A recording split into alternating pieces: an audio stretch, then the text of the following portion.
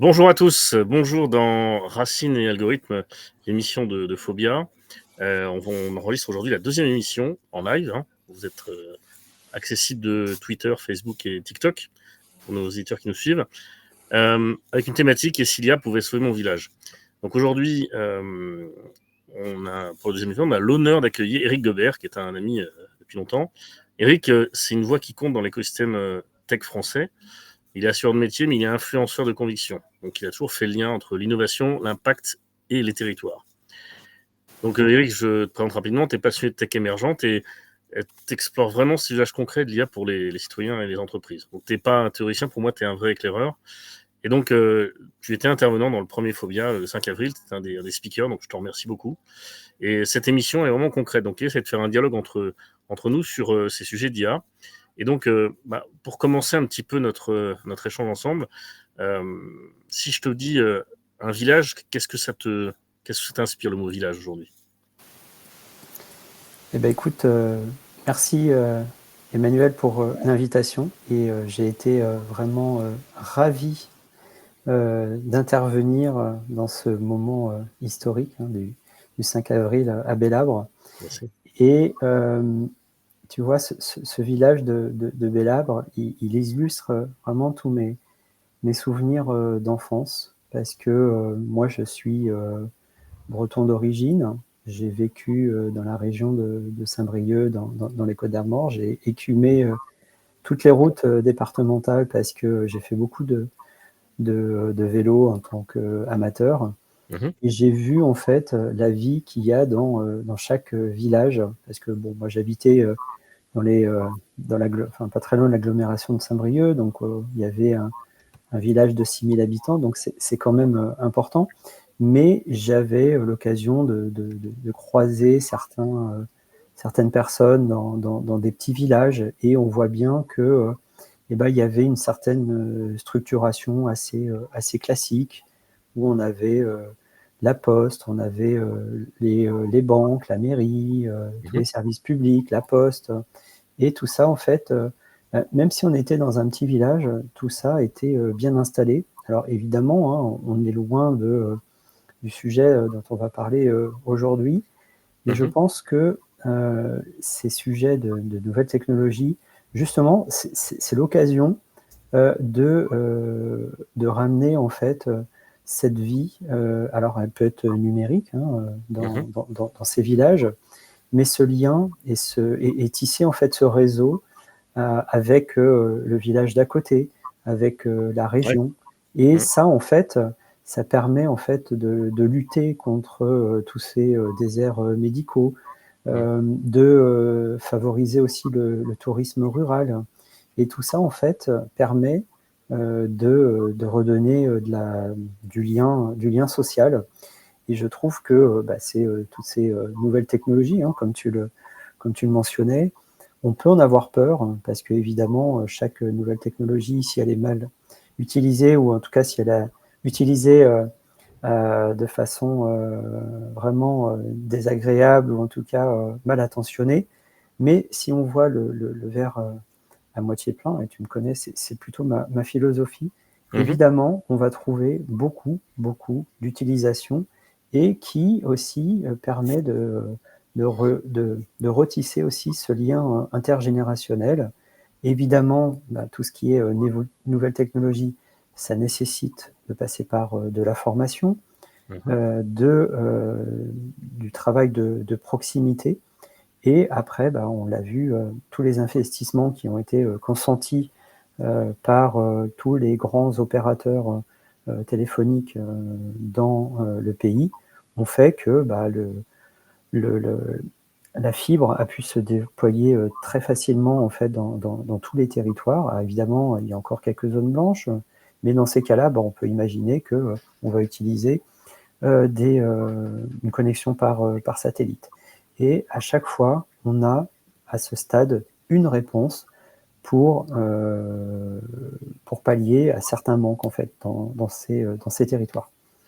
Ah, puis je reviens à ce que tu me dis. Nous, on l'a appelé phobia parce que c'est la phobie de l'IA. Il faut déjà casser cette phobie. C'est-à-dire que finalement, l'IA, c'est pour tous. C'est pas seulement pour les grandes villes, c'est aussi pour les petits villages. Et surtout, dans ces villages, on peut recréer du développement économique, on pourrait créer voilà, des vrais projets grâce au numérique. Et l'IA pour moi, je le compare à l'arrivée de l'électricité dans les campagnes en 1900, où au départ, on avait peur d'allumer le bouton, on avait peur que ça brûle. Aujourd'hui, le matin, on se lève tous les deux, on allume le bouton, on se rend même plus compte que l'électricité arrive. L'IA, c'est pareil, hein, c'est un outil technique complémentaire à Internet, hein, c'est la suite d'Internet pour moi. Et ce qui est intéressant, c'est que il faut arrêter de se dire seulement l'IA, c'est pas pour nous, quoi. L'IA, c'est pour tout le monde. Et donc moi, je pense qu'aujourd'hui, on a des villages, on a bien dit, qui sont en train de se mourir pour certains.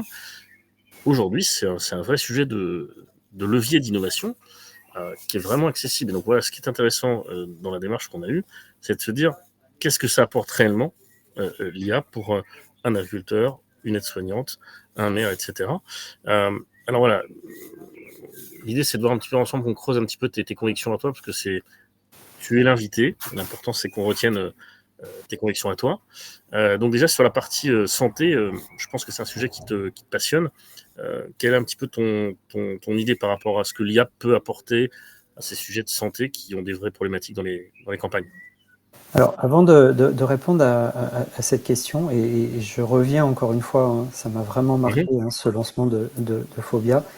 Pour les personnes, hein, qui n'étaient pas forcément présentes physiquement, j'ai été très impressionné en fait, parce qu'il y avait une centaine de personnes qui étaient là pour assister à ce lancement, et on avait des personnes qui étaient plus proches de 70-80 ans.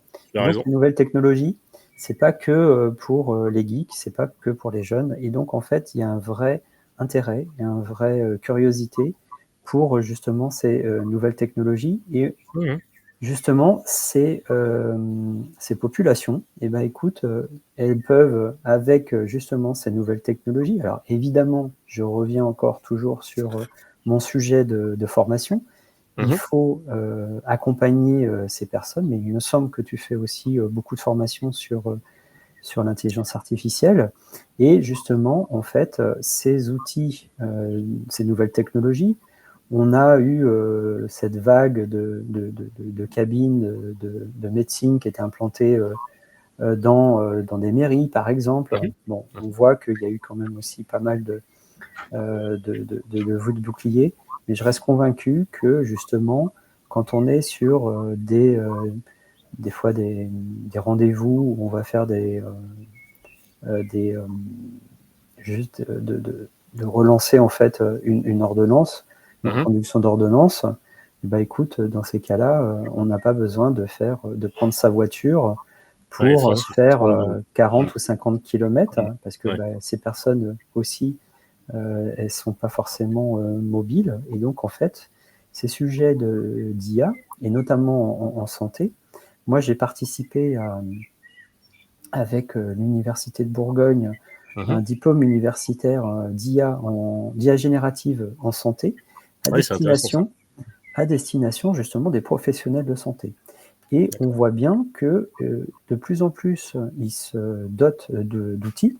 Alors, ça peut être des assistants personnels pour prendre des notes pendant la consultation. Ça peut être aussi une aide parce que voilà, ils ont pas forcément le radiologue dans le village, mais ils peuvent être aidés pour lire une radio.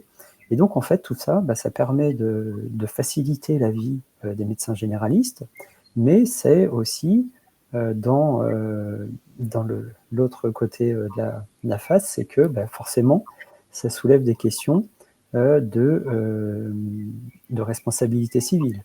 Et donc, en fait, tout ça, tous ces sujets, ils sont en train d'être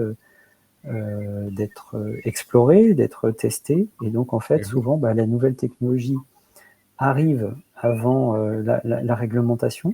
Et donc, il ne faudrait pas qu'on se retrouve coincé, justement, parce que le professionnel de santé, il serait embêté pour utiliser des outils pour l'aider dans son quotidien, et puis de pouvoir répondre à toute sa patientèle. Donc, il y a des opportunités, et évidemment, forcément, qui dit opportunité, dit aussi contrainte, et c'est souvent la réglementation. européenne, la réglementation Ouais, c'est énorme. nationale qui doit suivre, parce que évidemment on doit respecter que tous ces diagnostics soient validés par le professionnel de santé. Ouais, je suis d'accord avec toi. Et en fait, ce sujet, c'est intéressant parce que ça peut être aussi le médecin ou l'infirmière ou la sage-femme qui est aidé par l'IA dans son travail quotidien. Alors, on peut très bien imaginer qu'aujourd'hui, une version sécurité de ChatGPT puisse lire une ordonnance pour vérifier s'il y a des contre-indications ou s'il y a des médicaments qui sont interdits. Et ça, un médecin qui a plus de 2500 patients à gérer, il aurait vraiment besoin d'une aide comme ça. Donc, comme tu parles de réglementation, il faut un moment que le monde de la santé en France avance sur ce sujet parce qu'il y a un vrai besoin. Puis après, moi, je m'occupe de la grand-mère de 87 ans qui n'a pas vu de médecin depuis 3 mois et chaque lundi, l'IA pourrait l'appeler pour lui demander comment elle dort, comment elle mange, comment elle marche. Et si elle tousse 2 jours d'affilée, l'IA pourrait envoyer une alerte au centre de soins le plus proche. Ça, c'est pas la science-fiction, ça pourrait être mis en place. Et tous ces exemples qu'on donne sur la santé de demain, l'IA peut être un véritable outil intéressant. Ouais, non, toujours pour les seniors, c'est de travailler sur l'approche cognitive et qu'il y ait ce dialogue justement aussi avec la personne âgée pour savoir si elle a bien dormi. Et là va s'instaurer une vraie discussion.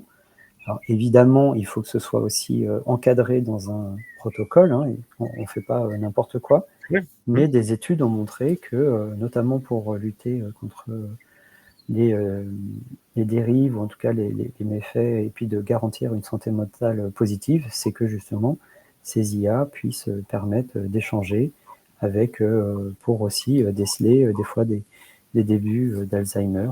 Et donc en fait, toutes ces initiatives peuvent concourir à garder aussi tous les seniors à leur domicile. Ouais, puis tu vois, une IA qui détecte avec la météo que des crises allergiques vont arriver, ça peut permettre finalement peut-être d'éviter des crises graves. Donc tous ces sujets-là, je pense qu'il faut le creuser, parce que c'est important, quoi. Puis après, il y avait une deuxième partie qu'on voulait aborder, c'était l'agriculture. Parce que pour moi, c'est un vrai sujet. En quoi l'IA peut aider l'agriculture à se renouveler, à se révolutionner. C'est ça un peu le deuxième thème qu'on voulait aborder. Alors, est-ce que toi, tu es comme moi un augmenteur de la Terre? Je pense que on a quand même aussi ce déclin de tous ces agriculteurs qui font un boulot formidable, et souvent en fait ils se rémunèrent pas, et alors qu'ils vont pouvoir aussi nous nourrir, et souvent en fait c'est lié à des crises liées à des virus qui peuvent être liés et véhiculés par les animaux. Ça peut être aussi des aléas climatiques. Et donc, en fait, ils subissent de plus en plus de contraintes. Et justement, tout ce qui est imagerie satellite, tout ce qui est capteur, tout ça, souvent, ce sont des choses qui sont cloisonnées. Et si on leur fournit de plus en plus de données, et ils pourront aussi protéger leur, leur activité, et surtout aussi protéger notre nourriture de tous les jours en fait. Oui, et puis en même temps, il y a aussi un autre sujet. L'agriculteur, il est chef d'entreprise, mais il n'a pas envie de passer son temps dans les papiers, dans l'administratif, dans les formulaires de la PAC. Et là, l'IA aussi, ça peut vraiment l'aider à être plus performant dans la récupération de subventions, parce qu'évidemment, il faut les aider. Prévoir le rendement du sol, parce que l'IA, on a parlé de météo tout à l'heure pour les personnes âgées, ça peut aussi servir l'agriculteur. Donc je dirais qu'il y a une agriculture plus raisonnée, plus raisonnable, plus pragmatique, et ça peut être un vrai vecteur pour eux. Pour moi, c'est un vrai sujet. Alors, il y a aussi tu parlais de chefs d'entreprise, on a parlé de réglementation, il y a cette inflation aussi par rapport à tout ce qui est réglementation, et ça peut les aider justement à remplir aussi tous ces enjeux de réglementation, et l'IA peut être un assistant formidable aussi pour les soulager. Parce qu'un agriculteur, il est soit proche de ses bêtes ou directement dans son champ. Et après, on voit bien que maintenant, les tracteurs embarquent des... ouais, c'est des cobots, tu as raison. Ouais, et ça, c'est assez impressionnant aussi. Et ils arrivent à utiliser l'engrais au bon endroit, enfin, et prendre en fait aussi toutes les considérations liées à la météo. Et s'ils doivent aussi se prémunir contre les aléas climatiques, c'est important. Ouais, puis évidemment, aujourd'hui, conduire un tracteur, c'est pas conduire une voiture, c'est conduire un robot. Et pour moi, on avait le permis de conduire dans les années 60. Aujourd'hui, on a peut-être le permis d'IA qui fera qu'ils pourront utiliser 100% de leur tracteur, alors qu'aujourd'hui, ils n'en utilisent que 10%. Et tu rebondissais un peu sur ce sujet de formation. Là, pour ceux qui nous écoutent, à Bellarbe, il y a 2 formations qui sont lancées, le 6 juin et le 11 juin. C'est des demi-journées, des matinées pour apprendre à s'en servir. Et là, je dis à tout le monde, venez, parce que plus vous êtes nombreux, plus vous pourrez interagir entre vous. Et l'idée, c'est de créer cette dynamique rurale où sur les 25 ou 30 communes autour, les gens vont se dire, moi, je sais utiliser, on va faire des clubs. Voilà. Et alors, pour terminer sur notre sujet, moi, je voudrais aussi parler un peu aux élus. Parce que tu sais comme moi que les élus, c'est important.